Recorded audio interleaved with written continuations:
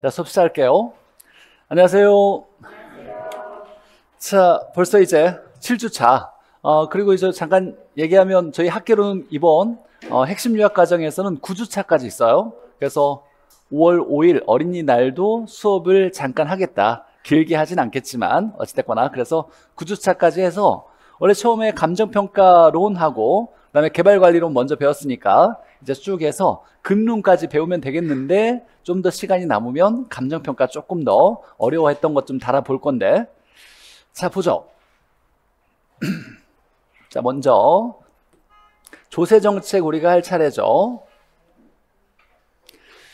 자, 메가랜드 통합이론서 173페이지 페이지 173페이지 보죠. 자, 조세의 기능은 쭉 읽어보시고 자, 가장 중요한 포인트는 조세의 분류죠. 요즘 최근 계속 7년 연속 우리 공인중개사와 감정평가사 문제를 보니까 조세의 분류에서 문제가 계속 나오고 있어요. 그래서 국세와 지방세를 구분하는 건 기본적으로 암기해야죠. 먼저 지방세 이렇게 외웠죠. 면허 취득한 게 재산이야. 면허 취득한 게 재산이야. 꼭 외워놓고 이거 세 개 빼고 지방이라는 말이 붙어 있으면 당연히 지방세인데 이거 뺀 나머지는 다 국세라고 봐도 괜찮다 그랬어요. 자, 이때 취득세와 등록면허세는 취득 단계고 재산세는 보유 단계. 이 세 개 뺀 나머지는 다 국세. 국세로 봤을 때 보유 단계의 종합부동산세, 종부세, 처분 단계의 양도소득세. 우리가 양도소득은 처분할 때 내가 이익이 있다라면 이거에 대해 세금을 내는 거죠. 양도소득이라는 건 내가 살 때 5억 주고 샀는데 팔 때 7억 주고 팔았어. 그럼 2억이 양도소득이죠. 이걸 우리가 학문에서 학개론에서 뭐라고 하냐면 자본이득이라고 하죠. 그래서 얘를 자본이득세라고도 학문에서 얘기한다. 자본이득세, 양도소득세. 자, 그 다음에 상속세, 증여세, 인지세는 취득 단계의 국세. 자, 여기까지가 이제 우리 공인중개사 시험에서 나왔던 건데 35회는 이것도 나왔어요. 자, 보유 단계에서 부과되는 국세와 지방세, 종부세와 재산세의 과세 기준일은 어떻다? 과세 기준일은 같다 다르다? 같다. 6월 1일로 동일하다. 이렇게 나왔죠. 여기까지 나왔어요. 이 지문은 사실 그 전에 감정평가사 문제에 나왔었어요. 한번 오른쪽에 감정평가사 문제 보면 여기 보니까 32회에 재산세와 종부세의 과세 기준일은 매년 6월 30일이 아니라 6월 1일로 동일하다. 이게 32회에 나와서 35회 우리 공인중개사 시험에서 작년에 나왔던 답이었죠. 자, 그 다음에 이제 간평에 나왔던 지문들을 보니까 재산세와 종부세의 과세 대상물은 같다 다르다? 다르다. 재산세는 종류가 5가지. 토지, 주택, 건축물, 선박, 항공기. 그 다음에 종부세는 토지, 주택. 이렇게 2가지로. 얘는 5가지, 얘는 2가지니까 다르다. 이렇게 나와야 되겠죠. 자, 그 위에 나왔던 거 보니까 자, 증여세와 재산세는 보유 단계에 부과한다. 틀리죠? 증여세는 취득 단계죠. 취득 단계의 국세고. 자, 이번에 보니까 재산세는 지방세이며 여기에 누진세율과 단일세율이 있는데 이건 중요한 건 아니고 자, 이게 보통징수 방식의 조세이다. 맞아요? 보통징수는 고지서 받았을 때 신고납부와 반대의 경우로 고지서 받아서 내는 경우를 보통징수라고 하죠. 이것도 한번 나왔는데 33회 여기까지는 당연히 알고 있어야 돼요. 우리 감정평가사 문제에서 우리 공인중개사 시험으로 어려운 문제가 이렇게 출제되는 경향이 있다 보니까 기본적으로 보유 단계의 2개가 과세 기준일은 6월 1일로 동일하다. 과세 대상물은 다르다. 얘가 나올 수 있고. 자, 그런데 36회 감정평가사 문제에서 좀 어렵게 처음 등장했던 문제가 나왔어요. 자료가 있을 거니까 자료 한번 보시고 볼 건데 어떤 문제 나왔는지 한번 보죠. 잠깐.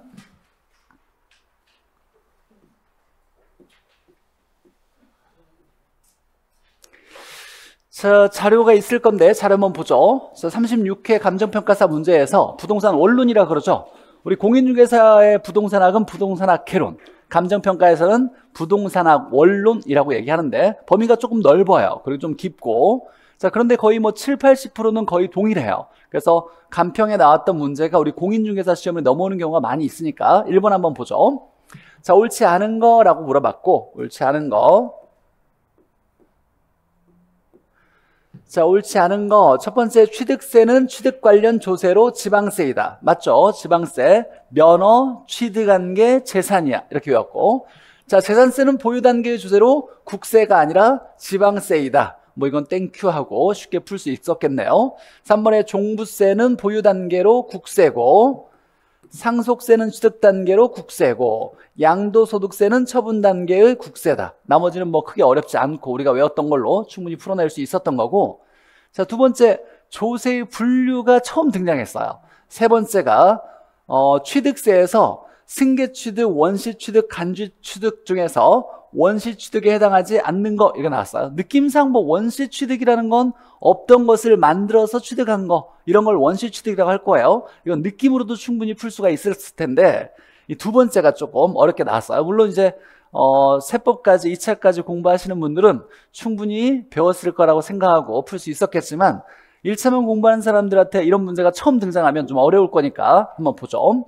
첫 번째, 조세 부담의 전가 여부. 그러니까 세금을 낼 사람, 납세 의무자가 직접 내면 직접이죠. 직접 내는 거예요. 근데 납세 의무자가 직접 안 내고 담세자가 납세 의무자와 다른 경우, 내가 낼 세금을 다른 사람한테 넘겨서 내는 세금을 직접 내는 게 아니라 다른 사람에게 내게 한다 그래서 간접적으로 내게 한다 그래서 이렇게 구분하는 건, 이건 이렇게 직접세와 간접세를 얘기하고 보통세, 목적세로 구분하는 게 아니다라는 거예요.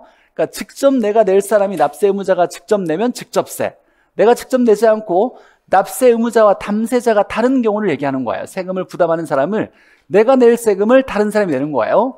이걸 간접세, 간접적으로 내게 했다라고 해서. 자, 보통세, 목적세는 뭘로 구분하냐면 우리가 세금을 걷어들일 때 특별한 목적이 있느냐, 특별한 목적이 없느냐를 얘기하는 거예요. 특별한 목적이 없으면 보통세라 그래요. 그러니까 일반 재정이나 경비를 충당하기 위해서 받는 건 보통세. 근데 어떤 목적을 가지고서 부과하는 세금이 있죠. 예를 들면 농어촌 특별세 또는 자원시설세 또는 뭐 교육세, 이런 건 특정 목적을 가지고서 부과하는 거잖아요. 그래서 얘는 목적에 따라서, 즉 부과하는 부가 목적에 따라서 분류할 때 일반 경비로 목적으로 한다라면 보통세, 특별한 목적이 정해져 있다라면 목적세, 이렇게 구분하는 거예요. 아, 저도 몰랐어요. 저도 이 옛날에 공인중개 공부할 때 세법 잠깐 공부했었는데 이런 게 처음 등장해서 세법 책을 찾아봐서 가르쳐 주는 거야, 나도. 자, 3번에 얘가 답인데, 납세 의무자의 담세 능력에 고려 여부라 그랬어요. 담세 능력에 따라서 세금을 부과하는 능력을 얘기하는 거예요. 세금을 낼 능력 있는 경제 주체를 대상으로 했을 때 사람을 대상으로 하는 것은 인세, 즉 담세 능력과 전혀 고려 없이 사람에 따라서 부과하지 않는 걸, 이걸 물세라고 해요. 물건에 대한 과세. 그래서 담세 능력이 있는 사람을 주체로 해서 부과되는 건 인세, 담세 능력을 고려하지 않고 부과되는 건 물세, 이렇게 구분하는 거예요. 자, 그래서 3번은 맞고, 뭐 정확한 내용들은 사실 세법 선생님이 얘기해 주겠지만 1차만 공부하는 사람이 혹시나 이런 시험이 나올 수도 있으니까 대비해서 제가 잠깐 부연 설명해 드린 거고. 자, 과세 표준의 계산 단위에 따라서 계산하는 단위를 가격으로 할 거냐, 양이나 면적으로 할 거냐에 따라서 부과하는 건 종가세, 종량세, 이렇게 구분되는 거예요. 즉 가격으로 하면 종가세, 여기에 양, 수량이나 면적으로 한다면 종량세라고 했을 때 과세 표준의 단위에 따라서 가격이냐, 면적이냐, 수량이냐, 이렇게 따지는 거예요. 가격이면 종가세, 수량이면 종량세, 이렇게 구분하고. 독립된 세원 유무가 있느냐, 즉 독립된 세원이 있느냐, 이렇게 힌트가 있죠. 독립된 세원이 있느냐. 그래서 어떤 세금을 부과하는 근본적인 원인에 독립된 게 있다라면 이건 독립세. 독립세, 원래 세금에 부과되지 않고, 원래 세금이 아니고 여기에 그냥 따라서 붙는 세금을 뭐라고 하냐면 부가세. 즉 독립된 세원이 없고 부가적으로 부과되는 세금을 부가세, 이렇게 구분하는 거예요. 그래서 독립세, 부가세, 이렇게 구분하는 거예요. 그래서 과세권자에 따라서 구분하는 건, 이건 국세냐 지방세냐. 과세권자가 중앙정부면 국세, 지자체면 지방세, 이렇게 구분하는 거죠. 자, 그래서 나와 있는 거, 이거 하나, 둘, 세 개, 네 개, 다섯, 여섯 개 구분되는 거, 이거 정도는 외워놔야 될 것 같아요. 다시 한번 정리하면, 자, 조세 부담을 내가 직접 내냐, 넘겨서 다른 사람에게 간접적으로 내게 하냐라고 해서 조세 부담 전가 여부에 따라서 직접세, 간접세. 자, 그다음에 과세권자가 중앙정부냐 지자체냐라고 했을 때 국세, 지방세 이렇게 구분할 거고, 담세 능력이 있는 사람을 대상으로 하는 건 인세, 담세 능력과 전혀 관련 없이 내는 건 물세 이렇게 구분하고, 자, 과세 표준의 단위에 따라서 가격이냐 수량이냐에 따라서 종가세, 종량세 이렇게 구분하고, 독립된 세원이 있으면 독립세, 독립된 세원이 없고 부가적으로 따라붙는 세금은 부가세 이렇게 얘기하는 거예요. 그래서 독립세, 부가세. 여기 하나 보통세, 목적세는 일반 경기를 목적으로, 일반 경비 운영을 목적으로 부과하는 것은 보통세. 특별한 목적이 있어서 부과하는 거, 교육세 또는 농어촌 특별세 이런 거, 농어촌의 자원시설을 이걸 발전시키기 위해서 부과하는 거, 이런 특별한 목적이 있을 때 목적세 이렇게 부과하는 목적에 따라서 보통세, 목적세 이렇게 총 6가지가 시험에 출제가 되었어요. 이 정도는 좀 기억해 두시고, 나도 잘 몰라 사실. 1차 하시는 분들은 이 내용을 좀 보고서 좀 정리할 필요가 있어서 잠깐 소개시켜 준 거고, 자, 세 번째는 찍어도 얼추 느낌이 올 거라고 생각해요. 원시 취득이 아닌 거, 원시 취득에 해당하지 않는 거. 자, 없던 것을 만들어서 처음 취득할 때 원시 취득이라 그래요. 그러면 당연히 공유 수면 매립에 의해서 없는 땅을 만들었으니까 매립해서 이것도 원시 취득.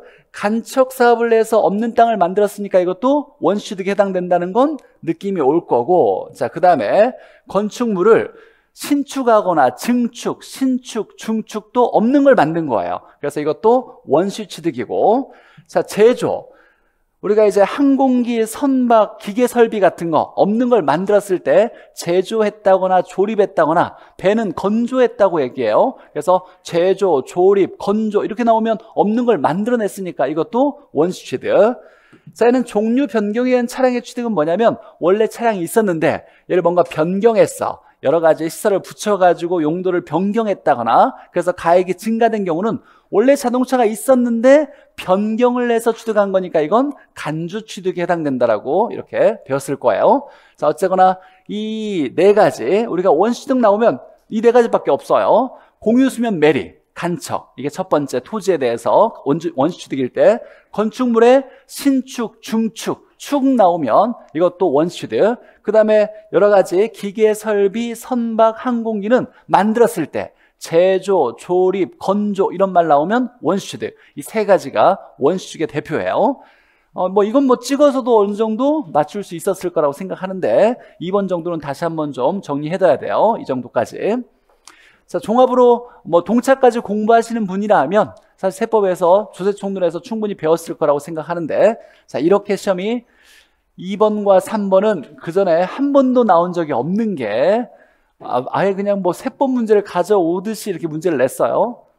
왜 그런지 모르겠지만 좀 이상해졌어요. 어쨌거나 우리 대비해야 되니까 이 정도 나왔다는 거 좀 확인하고, 자, 우리 이제 다시 통합이론서로 넘어가서, 자, 어쨌거나 가장 중요한 건 이거죠. 국세, 지방세 구분하는 거, 취득 단계, 보유 단계, 처분 단계 구분하는 거. 그 다음에 보유 단계 2개의 과세 기준은 6월 1일로 동일하다. 과세 대상물은 다르다. 여기까지는 기본적으로 잘 정리해놔야 되고, 자, 조세의 전가와 귀착 보죠. 자, 용어를 봤을 때 전가는 떠넘기는 거죠. 떠넘기는 거니까 납세 의무자가 있는데 얘가 안 내고 다른 사람에게 떠넘기는 거죠.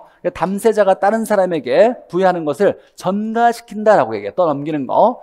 그래서 부과된 조세가 다른 사람에게 이전하는 거, 전가. 이건 전가라는 말 의미 그대로고, 자, 귀착은 최종적으로 누구가 얼마씩 부담했느냐, 최종적인 조세 부담의 결과를 귀착되었다 이렇게 얘기하죠. 원래 지산세 같은 건 누가 내야 돼요? 임대인이 내야 돼요? 임차인이 내야 돼요? 임대인이 내야지. 임대인이 내야 되지만 얘가 세금을 많이 부과하면 나 부담이 크니까 임대료를 좀 올려서 세금의 일부를 임차인에게 떠넘기게 되는 거죠. 이런 것을 조세의 전가. 그래서 결과적으로 원래 인상이 10만 원 됐는데 임대인이 7만 원 내고 임차인이 3만 원 내게 됐다 그러면 7만 원, 3만 원 이렇게 귀착되었다 이렇게 얘기하는 거죠. 자, 중립성이란 말이 있는데 우리 중립은 영향을 미치지 않을 때 중립적이다 이런 말을 쓰는 거예요. 그러니까 조세가 어디에? 시장에 영향을 미치지 않아야 한다는 원칙을 조세의 중립성. 근데 조세를 부과하면 시장에 영향을 미칠까요? 안 미칠까요? 미치겠죠. 시장에 있는 수요 공급이 변화가 있을 거예요. 시장에서는 수요 공급이 나타나는데 만약에 재산세를 높게 인상했어.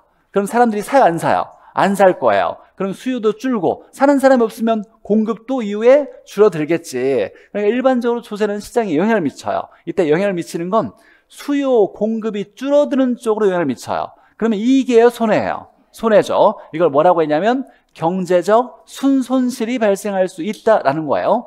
다만 원칙 중에서 경제적 순손실을 좀 많이 발생하지 않게 해야 된다는 원칙이 뭐냐라고 했을 때 조세의 중립성, 영향을 미치지 않는 게 좋겠다라고 얘기하는 거고. 자, 조세의 전가와 귀착의 내용 중에서 세금을 누가 많이 부담할 거냐라고 얘기할 때는 자, 수요와 공급의 상대적인 가격 탄력성에 따라서 결정된다. 상대적이라고 그랬어요. 절대적인 가격 탄력성이 아니라 상대적으로 수요와 공급 중에 누가 더 탄력적이냐 더 비탄력적이냐에 따라서 세금 부담 정도가 달라진다. 우리 암기했을 때 이거였죠. 자, 비탄력에 대해서 암기했을 때 비고가가 총수입 면에서 유리하다. 이거 하나 외웠었죠. 가수비가 비싸서 총수입 돈을 많이 번다. 자, 그러니까 많이 벌었으니까 세금도 많이 내야지. 그래서 조세 부담이 어떻다? 크다. 그래서 비탄력적인 대상이 조세 부담이 크다라고 얘기하는 거죠.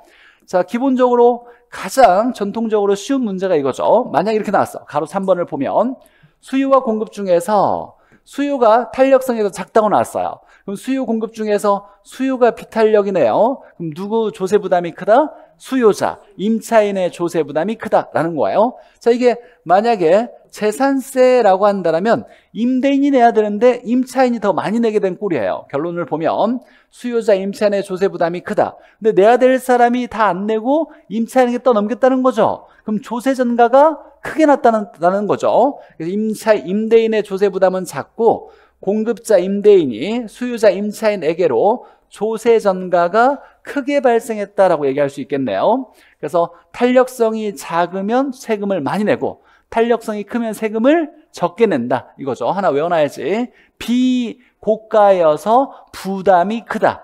비탄력적일 때는 고가로 가격을 올려 팔아야 총수입 면에서 유리하다. 비고가 유리하고 조세 부담이 크다. 그래서 비고가여서 부담이 크다. 이렇게 외웠어요. 우리 탄력성에 따라서 활용하는 걸. 자, 결론이 이거죠. 임대인이 세금을 부과하면 임대를 올려서 임차인에게 떠넘기죠. 그래서 임대를 올려서 전가를 시킨다. 조세 전가는 임대를 올려서 일어난다. 먼 옛날에 20년 전쯤에 이런 문제 하나 나왔어. 어렵게.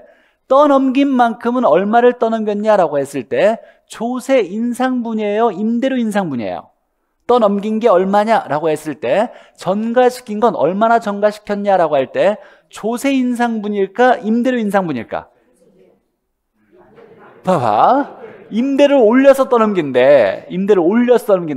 그럼 세금 올린 만큼을 다 떠넘기는 게 아니라 임대료 올린 만큼을 떠넘기는 거죠. 그러니까 조세 전가분은 임대료 인상분이라고 해야 돼. 그래서 전가시키는 건 임대료를 올려서 전가시키니까 이걸 통해서 해석하는 건 조세를 얼마 전가시켰냐? 조세 전가분에 해당되는 건 임대료 인상분이다 라고 나와야 돼요. 조세 인상분이 아니라 임대료 인상분을 얘기하는 거예요. 자, 결론이죠. 비탄력적인 대상이 세금을 더 많이 부담하고 탄력적이면 세금을 덜 부담하게 된다라는 내용이고, 좀 넘어와서 4번 보죠. 이제 36회 만약에 출제자가 우리 학계론의 전통적인 조세 정책의 문제를 낸다라면 이 문제가 나올 가능성이 높아요.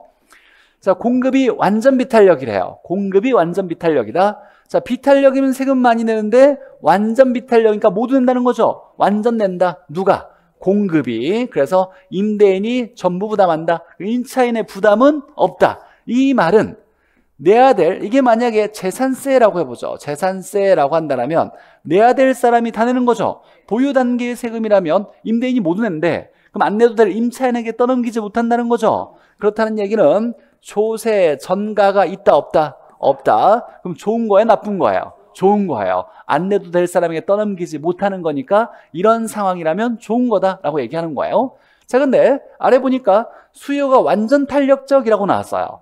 탄력적이면 세금을 적게 내지 완전이니까 안 내게 되는 거네. 임차인이 세금을 안 내게 된대요. 그럼 모두 누가 낸다? 임대인이 내게 되는 거죠. 결과가 똑같은 결과가 나타나는 거예요. 그래서 공급이 완전 비탄력이거나 수요가 완전 탄력적이면 임차인은 조세 부담이 없고 전부 다 임대인이 내게 된다. 같은 얘기예요. 결과적으로. 이거 하나 기억해놔야 돼요. 완전. 우리 시험에서 단 한 번도 최근 10년 동안에 완전 비탄력, 완전 탄력과 관련된 문제가 안 나온 적이 없어. 무조건이에요. 머릿속에 한번 잠깐 좀 해석해보면 완전 비탄력 나오면 무슨 선? 수직선. 좌우로 움직이지 않죠. 우리가 경제론에서 좌우로 움직이는 건 양이죠, 양. 그럼 양의 변화가 없다. 양이 불변인 곡선이 수직선 완전 비탄력이죠. 가격 탄력선은 얼마? 양의 변화가 클수록 탄력성이 큰 거야. 근데 양의 변화가 없대. 그러면 가격 탄력성 얼마? 0이라고 해야 돼요. 가격 탄력성 0. 함수식은 어떻게 쓴다? Q는 숫자. Q는 숫자로 일정하다. 양은 숫자로 일정하다. 이렇게 5가지가 탁 나와야 돼요. 다시 정리하면 완전 비탄력은 수직선, 양이 불변인 함수를 얘기하고 함수식은 Q는 숫자, 가격 탄력성은 0이라고 쓰는 것이 완전 비탄력이다. 잘 정리해놔야 되고. 자, 넘겨서 조세정책의 경제적 효과를 보죠. 자, 우리가 역진세적 효과라는 게 있는데 이런 거예요. 가격과 상관없이 가격이 5억이든 3억이든 10억이든 상관없이 세율을 딱 20%씩만 부과하겠다라고 하는 걸 이걸 일정 비율의 조세 비례세라 그래요. 이렇게 부과하면 시장에서는 역진세적 현상을 초래한다라고 나오는 거예요. 역진세는 역진, 뒤집어졌다를 얘기하는 거예요. 돈 많은 사람이 오히려 더 세금을 조금 내는 결과가 나타난다. 돈 없는 사람이 세율을 더 높게 내는 결과를 나타낸다. 뒤집어지는 현상이 나타난다. 문제인 거죠. 자, 그래서 바람직하게 부과하려면 차등과세인 뭘로? 누진세로 부과하는 게 바람직하다라고 우리 3개만 해석하면 돼요. 자, 가격과 상관없이 일정 세율로 부과하는 비례세로 부과하면 시장에 역진세적 문제를 발생할 수 있으니 누진세로 부과하는 게 좋겠다. 이렇게 우리 시험은 딱 여기까지예요. 역진세를 해석하는 문제는 한 번도 나온 적이 없으니까 좀 어려운 내용이기도 하고 굳이 거기까지 알 필요는 없고, 비례세 부과하면 역진세적 문제 발생하니까 누진세로 부과하는 게 바람직하다라고 얘기하는 거고. 자, 여전히 나오는 건 얘예요. 예, 전통적으로 35에도 나왔고, 양도소득세를 부과했을 때라고 나왔어요. 양도소득세는 매도인이 내는 거예요? 매수인이 내는 거예요? 매도인이 내는 거죠. 매도인이 부담하는 세금인데, 팔 때 양도소득을 다 가져가지 말고 세금 내고 일부만 가져가라 라는 얘기죠. 자, 그러면 양도소득세를 중과하면 매도인이 판다 안 판다? 안 판다. 안 판다는 건 보유기간이 뭐 한다? 증가한다. 오랫동안 가지고 있겠다. 매각을 뒤로 미룬다. 이런 얘기 나와야죠. 자, 공급이 얼어붙어요. 공급이 줄어든다는 얘기죠. 공급이 줄어든다, 안 판다를 얘기하는 거죠. 그럼 나머지 조건이 일정하다고 했을 때 공급이 감소하면 그 이후에 가격은 뭐 한다? 상승한다. 안 파니까 귀해지는 거죠. 가격이 올라간다. 여기까지 해석할 수 있어야 되고, 기본적으로. 이때 동결 효과라는 건 수요의 동결이에요? 공급의 동결이에요? 공급의 동결이에요. 양도소득세는 매도인이 내니까 공급자가 안 팔게 된다. 공급의 동결 효과다라는 거. 자, 3번에 보니까 이런 질문도 나왔는데, 자, 토지 이용을 특정 방향으로 유도하기 위해서는, 즉 용도에 따라서 그냥 일률적인 세금을 부과해야 되냐, 다르게 부과해야 되냐라고 했을 때 용도에 따라 다르게 부과해야 된다를 얘기하는 거예요. 뭐 당연한 얘기죠. 만약에 정부가 이 토지를 주거용으로 이용을 하려고 하는 목적을 가지고 있어. 그럼 여기에 주택 들어오면 세율을 낮춰줄 거고, 상가 공장 들어오면 세율을 높여줘야 이 지역을 뭘로? 주거용으로 이용하려고 하는, 유도할 수 있는 정책이 잘 들어맞겠죠. 그러니까 특정 방향을 유도하려면 용도에 따라서 차등한 과세를 부과하는 건 당연할 거고. 자, 조세 부과에 따라서 경제적 효과를 본다라면 세금을 중과하면 일단 만약에 재산세 같은 거 보죠. 종부세든 재산세든 양도소득세는 다 마찬가지예요. 시장에서 수요나 공급이 늘까요, 줄까요? 양도소득세 부과하면 공급이 줄 거예요. 재산세 부과하면 사람들이 안 살 거예요. 수요가 줄 거예요. 그러니까 수요도 줄고 공급도 준다. 둘 다 준다가 핵심이에요. 그래서 조세를 부과하면, 세금을 중과하면 시장에 수요와 공급이 모두 줄어요. 수요와 공급이 모두 준다. 이건 손해예요, 이익이에요? 손해지. 이걸 뭐라고 하냐면 경제적 순손실, 다른 말로 사회적 후생손실, 손실이 발생한다라고 해야 돼요. 자, 그래서 경제적 순손실이 발생한다. 줄어들면 수요자, 공급자가 총 가져가야 되는 잉여, 몫이 줄어들게 되는 거예요. 정부가 세금 부과하지 않았을 때 시장에서 경제활동 수요 공급이 100개가 일어났는데 갑자기 지산세를 인상하거나 또는 양도세를 인상했을 때 수요 공급이 50개로 줄어든 거예요. 그럼 100개, 세금을 부과하지 않았을 땐 100개였는데 부과하다 보니까 50개로 줄은 건 이건 경제활동이 줄어든 거다. 이건 손해다. 이거 경제적 순손실. 자, 이때 이제 순손실을 보니까 뭐 이 그림으로 좀 보면 자, 공급이 있고 수요가 있는데 이 수요가 보니까 좀 더 완만해졌어요. 이렇게 완만해졌어요. 완만해졌다는 건 귤기 크기가 작아졌다. 탄력성이 커졌다. 그러니까 탄력적으로 바뀌니까 이 삼각형의 넓이가 경제적 순손실인데 더 커졌죠. 우리는 뭐 경제학을 배우는 거 아니니까 이 그래프에 대한 이해는 할 필요 없어요. 그림만 보고 탄력적이면 순손실이 커졌다를 얘기하는 거예요. 이걸 우리가 배웠던 걸로 한번 해석해 보면 세금을 증가하면 수요도 줄어요. 공급도 줄어요. 근데 탄력적이면 양의 변화가 어떻다? 크다. 탄력성이라는 건 증가 감소하는 관련이 없다 그랬어요. 양이 많이 변한다가 탄력성이 큰 거예요. 줄어드는 쪽으로 변하는데 얘가 만약에 탄력적이면 양의 변화가 크니까 수요도 많이 줄고 공급도 많이 줄게 되어서 경제적 순손실이 뭔다? 크다라고 얘기하는 거예요. 그래서 암기 코드로 순탄이라 그랬어요. 순손실은 탄력성이 클수록 커진다. 그래서 순손실은 탄력성이 커질수록 커진다. 순탄하다 이렇게 외웠죠. 순탄이라고. 자, 전에 우리 시험에 나왔던 거 한번 보죠. 28회 이렇게 나왔어요. 자, 수요욕성이 변하지 않을 때 경제적 순손실은 공급이 비탄력적일수록 커진다가 아니라 뭐 할수록 탄력적일수록 커진다. 순손실은 탄력적일수록 커진다. 이렇게 나와야 돼요. 순탄 생각하면서. 이때 중요한 포인트는 수요 공급 모두 준다예요. 모두 준다. 자, 헨리 조지의 토지 단일세 이렇게 단답형으로 35회 토지 단일세를 주장한 학자가 누구냐? 1번에 뭐 헨리 조지, 2번에 누구 이렇게 해가지고 단답형 보너스가 나왔어요. 그래서 36회는 이 단답형으로 나오진 않을 건데 어쨌거나 토지 단일세에 대한 얘기는 토지에서 나오는 지대 수입을 임대료를 모두 세금으로 증세하면 이 토지에 대한 세금 하나만으로 정부 재정을 모두 충당할 수 있으니까 다른 세금은 다 없애도 괜찮아. 토지에 대한 세금 하나면 돼. 이걸 토지 단일세라고 하죠. 그래서 토지세 이외의 모든 조세를 철폐하자라고 얘기했던 것이 이게 이제 토지 단일세였죠. 자, 근데 이건 나왔으니까 만약에 이것과 비슷하게 다시 36회에 출제가 된다면 이 내용이죠. 토지에 물리적 공급은 된다 안 된다?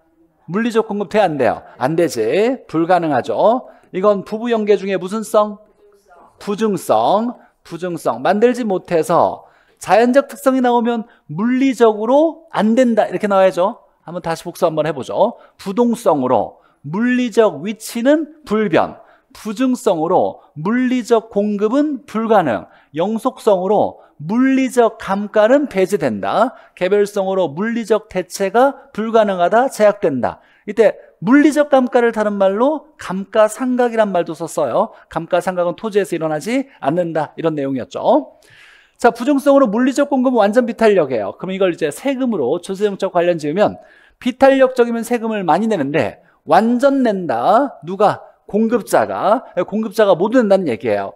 보도주의 보유세는 수요자에게 전가되지 않고 공급자가 모두 내게 되는 거야. 떠넘기지 못하는 거야. 그럼 좋은 거다 나쁜 거다? 좋은 거다. 그래서 수요 전가가 나타나지 않으므로 자원 배분에 왜곡이 없는, 이건 내지 않아도 될 사람에게 떠넘기지 못하는 이라는 얘기예요. 좋은 세금 나쁜 세금, 좋은 세금이다 라고 얘기하는 거예요. 그래서 이런 조건이 나오면 이건 시장에 왜곡을 나타나지 않는 효율적인 세금이다 이렇게 얘기하는 거예요. 즉 보유세가 토지 공급이 완전 비탄력일 때면 내지 않아도 될 임차인에게 떠넘기지 못하는 현상이 나타나니까 자원 배분에 왜곡이 없는 좋은 세금이다 라고 얘기하는 거죠. 자, 28회 이렇게 나왔어요. 토지 공급의 가격 탄력성이 0인 경우라고 나왔어요. 그럼 0이라는 걸 해석할 수 있어야죠. 이 0은 뭘 얘기한다? 완전 비탄력을 얘기하는 거죠. 자, 그러면 공급이 완전 비탄력이니까 공급자가 모두 낸다는 거죠. 그래서 토지 소유자가 전부 부담한다. 이걸 좀 어렵게 한다면 조세 전가가 나타나지 않는다. 이걸 다른 말로 좀 더 어렵게 한다면 시장에 자원 배분의 왜곡이 나타나지 않는 효율적인 조세다. 이렇게 얘기할 수도 있다는 얘기예요. 자, 문제 보죠.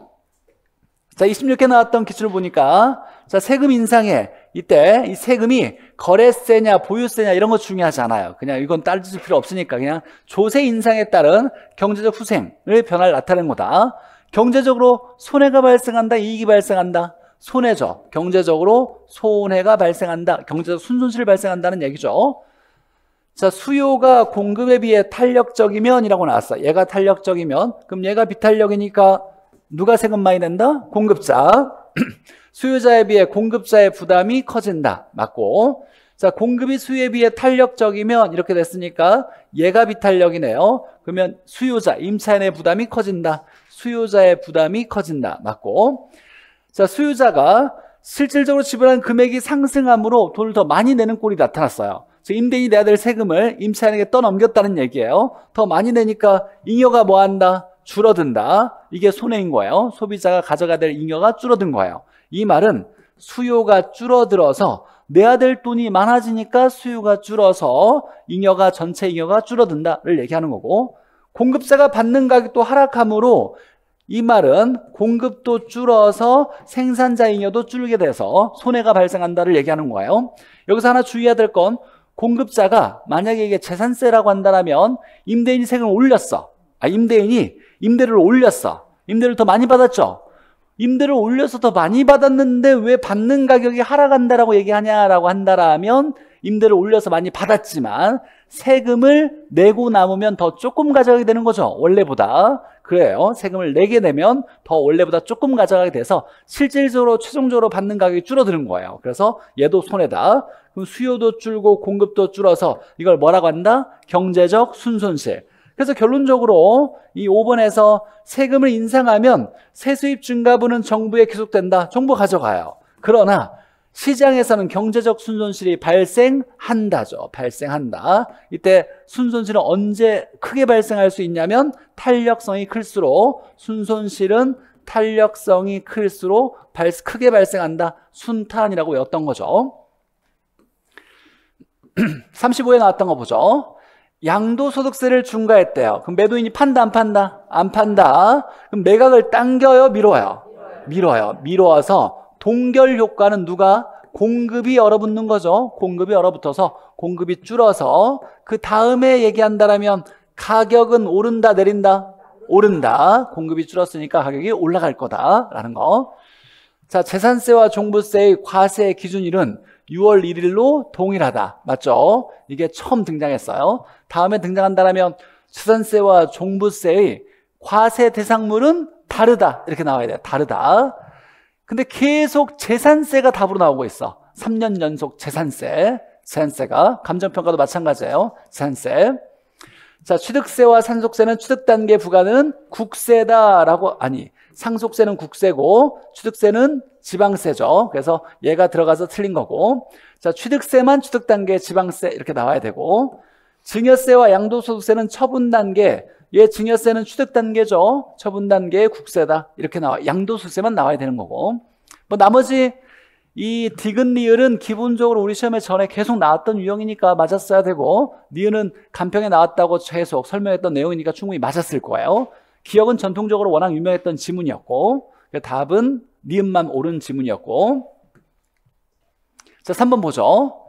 자, 취득 단계에 부과되는 조세는 취득세, 인지세 등이 있다. 취득세는 지방세, 인지세는 국세 이렇게 되겠죠. 자, 헨리 조지는 토지세 이외의 모든 조세를 철폐하자고 얘가 얘기했다. 토지 단일세를 주장한 사람 헨리 조지. 우리가 학자가 17명이 있는데 추가적으로 2명을 더 외웠어요. 그렇죠. 하나가 토지 단일세의 헨리 조지라는 사람이 있고, 그 다음에 부의 외부가를 시장을 통해서 해결할 수 있어 라고 했던 사람 누구? 로날드 코즈. 코즈의 정리에서 로날드 코즈. 이 두 사람은 별도로 좀 기억해놔야 돼요. 이거 나왔으니까 다음에 이제 새로운 게 나온다면 로날드 코즈 하나 기억해놔야 되고. 자, 지가 상승이 퍼져 있는데 라고 나왔어요. 그럼 지가가 올라갈 거라고 기대하고 있대. 그러면 서로 살려고 하겠죠. 수요가 증가되는 상황에서 양도소득세가 중과되었대요. 그럼 매도인이 판다, 안 판다? 안 판다. 공급이 얼어붙겠네요. 공급이 얼어붙었어요. 그러면 지가는 어떻게 바뀐다? 수요 증가니까 가격 상승, 공급 감소도 가격 상승, 가격은 상승한다. 거래량은 증가해요, 감소해요? 알 수 없다. 수요 증가면 증가, 공급 감소면 감소인데 누가 많이 변했다는 얘기가 없으니까 양은 알 수 없다. 이렇게 나와야 되겠죠. 3번이 틀렸고. 자, 전가란 다른 사람에게 넘기는 것을 얘기한다 라는 거고, 세금은 재원을 조달하거나 뭐 이런 걸 위해서 또는 분배의 불공평성을 개선하기 위해 이렇게 부과하는 건 분배를 효율적으로 나눠주기 위한 거죠. 돈 많이 벌면 세금 많이 걷어들여서 이걸 돈 없는 사람에게 쓰겠다라고 하는 건 이건 누진세 정책을 얘기하는 거죠. 누진세 정책, 저소득층을 위한 정책으로서 누진세가 소득의 분배를 다시 또 나누겠다, 소득 재분배 효과를 내겠다라는 거고. 자, 여기까지가 조세정책. 여전히 중요한 건 이제 국세, 지방세, 취득, 보유, 처분 단계 구분하는 거, 이게 이제 반드시 필수로 알아야 될 내용이 됐고, 지문은 복습하시면서 읽어보시고. 자, 우리 이제 투자론 넘어가 보죠. 투자론. 너무너무 재밌는 투자론이죠. 자, 투자론을 잘해야 고득점을 맞을 수 있다. 다시 한번 얘기하면 경제론을 이해하면 40점, 50점 맞는데 문제가 안 돼요.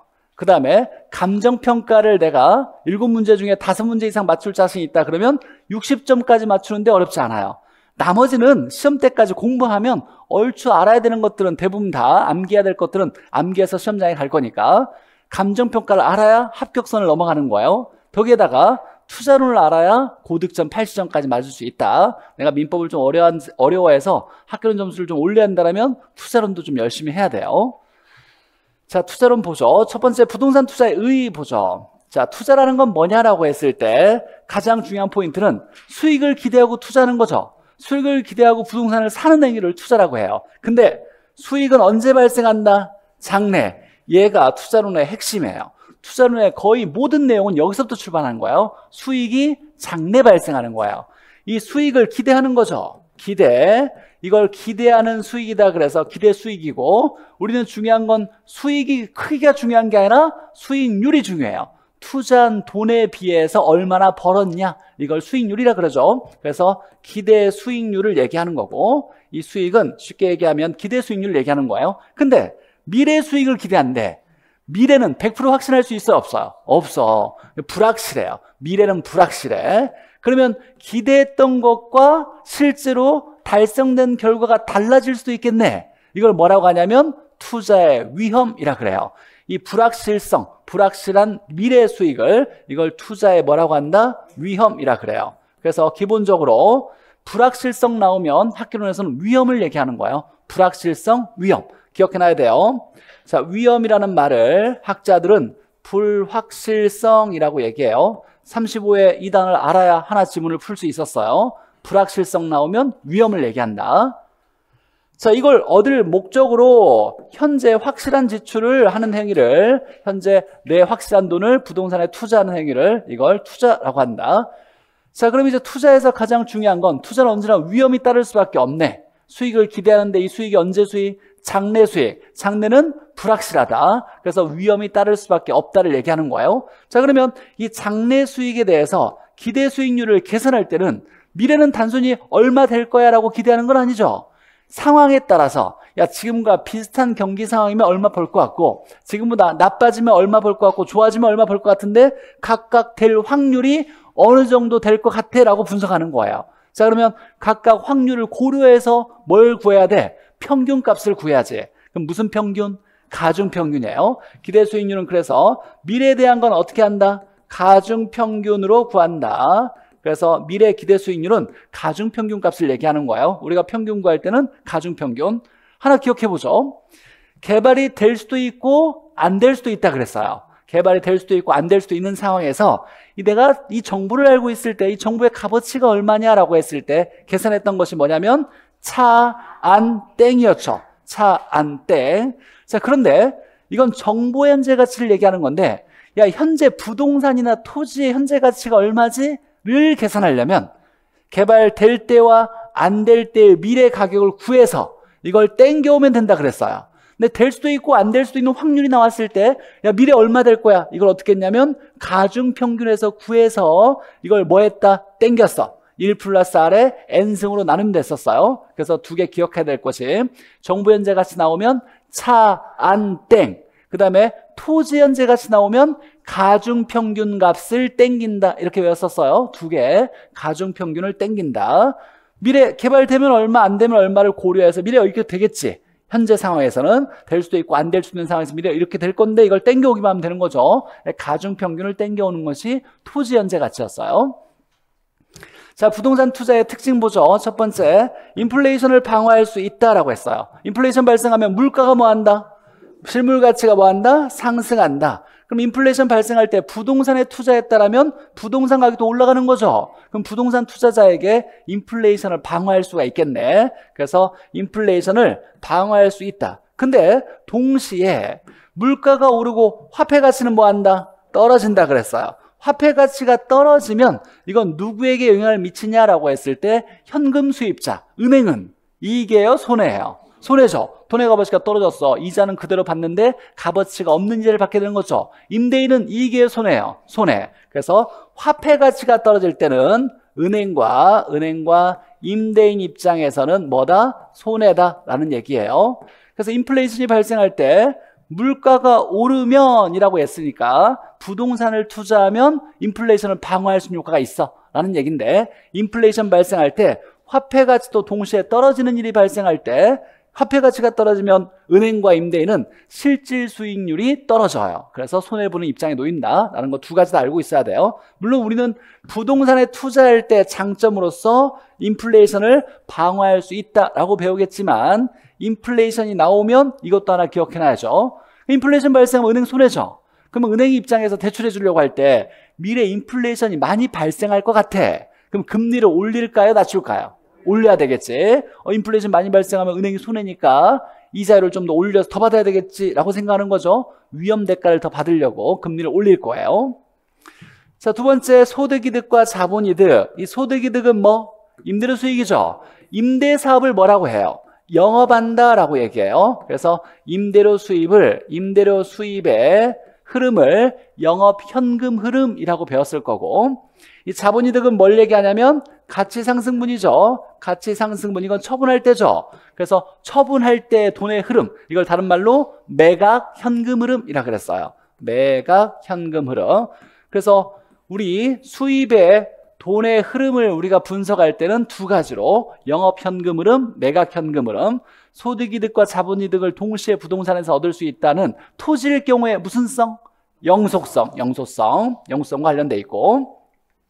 자, 임대사업은 영업이라는 말 기억해놔야 돼요. 영업이란 말은 임대사업을 얘기한다. 임대사업, 영업. 이거 기본적으로 알고 있어야 되고, 레버리지, 타인 자본을 이용해서 투자하면 자기 자본 수익률이 커질 수 있죠. 그래서 타인 자본을 이용하면 자기 자본 수익률의 변화를 꾀할 수 있다. 레버리지 효과를 얻을 수 있다. 세금을 줄일 수 있다. 우리가 소득세, 영업소득세를 얘기해요. 영업소득세, 법인일 때는 법인세. 얘를 계산할 때 어떻게 한다? 순이익함이죠. 임대료 수입의 대표 소득이 뭐냐 그러면 순수한 임대료 수입, 순영업소득을 얘기하는 거예요. 그래서 원래는 순에다가 세율을 곱해서, 영업소득의 대표 소득이 순이에요. 그러니까 세율을 곱해서 세금을 내야 되는데 너무 많이 내니까 부동산 투자를 안 할 것 같아. 그래서 정부에서 야, 과세 표준을 잡을 때 두 개는 빼고 세율을 곱하는 게 좋겠어. 그래서 여기도 뭐 이자와 감가상각을 빼고 세율을 곱해주죠. 그래서 이 두 개가 빼준다를 다른 말로 공제된다. 이걸 세금에서 비용으로 인정받는다라고 얘기하면서 세금이 줄어든 효과가 나타나겠네. 그래서 비용으로 인정받는 거, 공제되는 건 딱 두 개, 뭐 감가상각과 이자, 이 두 개만 공제되어서 비용으로 인정받는다.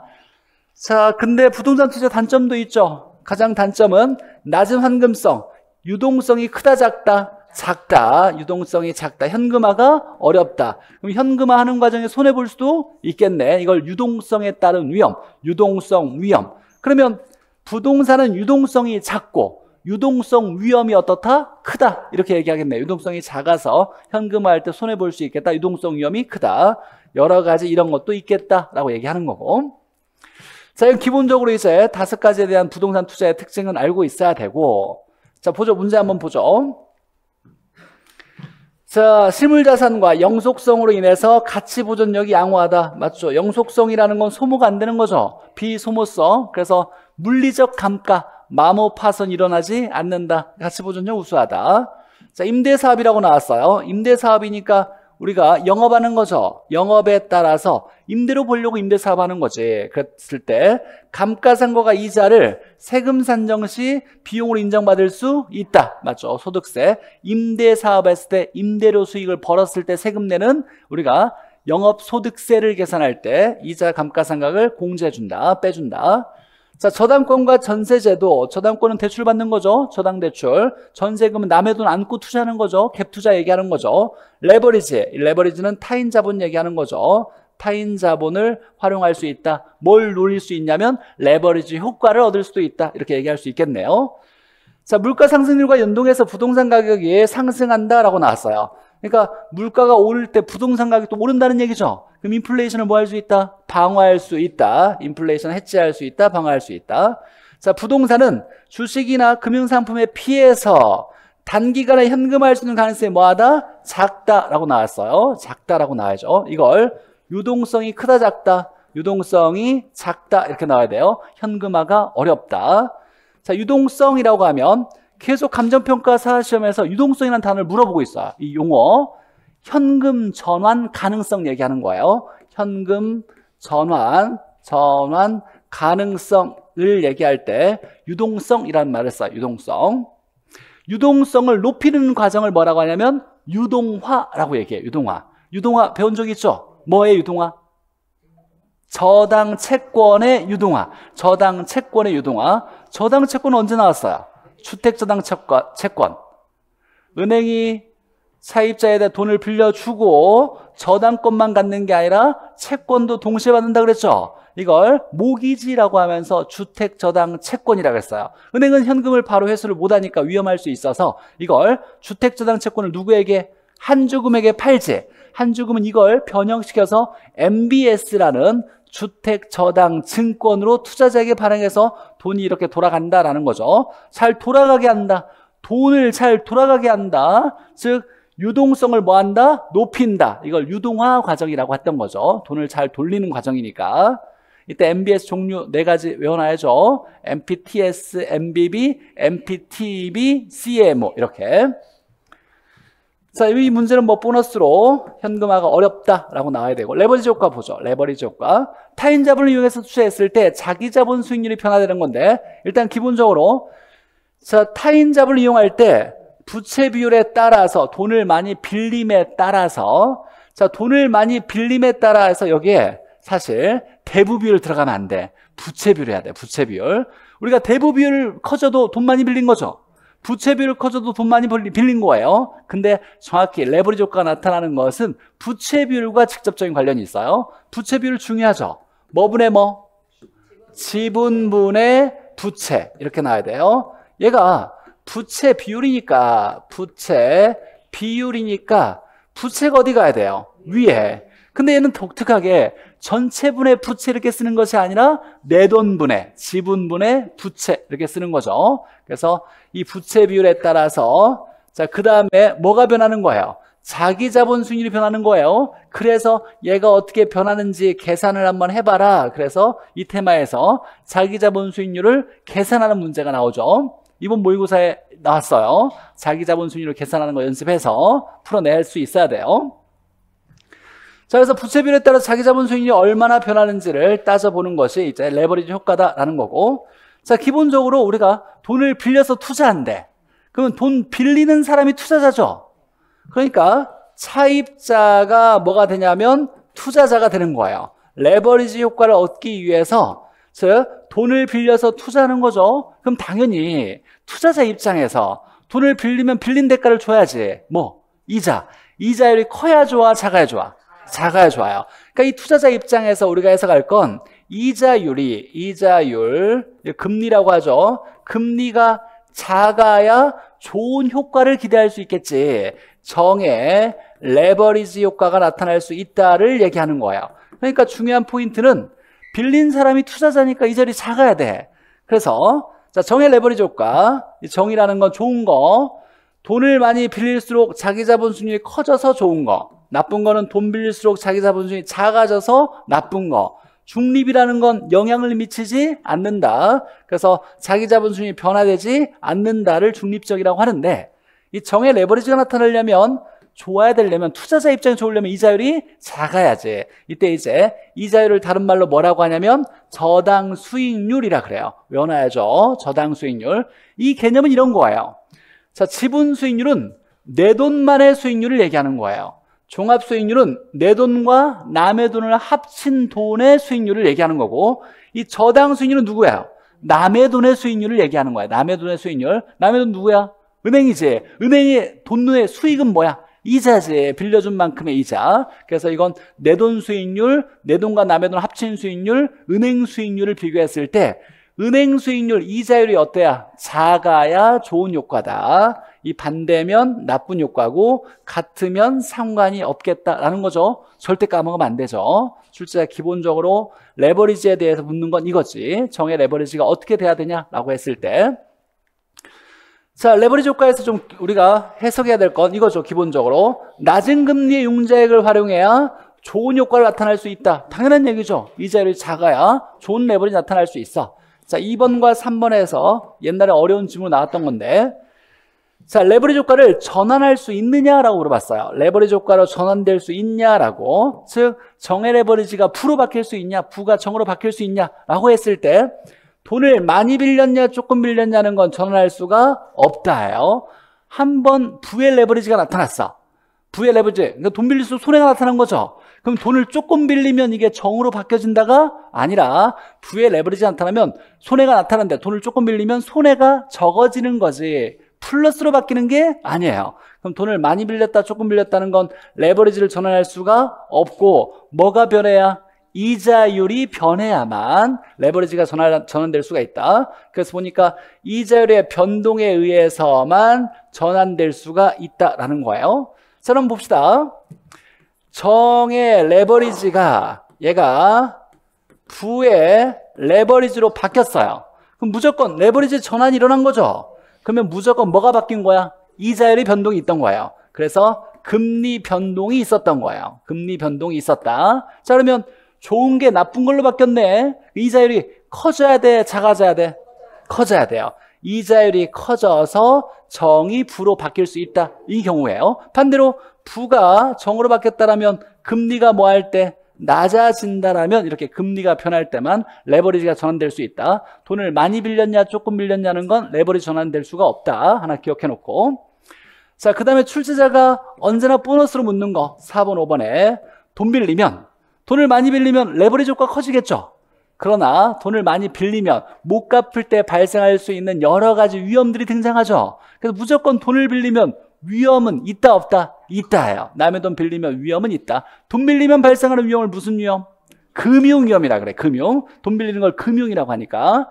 그래서 부채 비율이 커질수록 남의 돈을 활용할수록 위험 또한 뭐한다? 커진다. 레버리지 효과는 크게 나타날 수 있지만 위험 또한 커진다라는 거죠. 언제나 보너스로 출제가 묻는 거예요. 남의 돈 빌리면 금융위험은 발생한다. 그럼 반대로 전액 내 돈으로 투자한다면 남의 돈을 안 빌렸어. 그럼 레버리지 효과는 있다 없다? 없다. 근데 금융적 위험도 제거할 수가 있다라는 거죠. 그래서 유일하게 투자에 따른 위험 중에 완전히 제거할 수 있는 건 금융위험 뿐이다. 금융위험. 언제 모두 제거할 수 있냐면 돈 빌리지 않고 내 돈만으로 투자할 때라는 거죠. 자, 쉬었다가 자기 자본 수익률 계산하는 문제부터 보죠.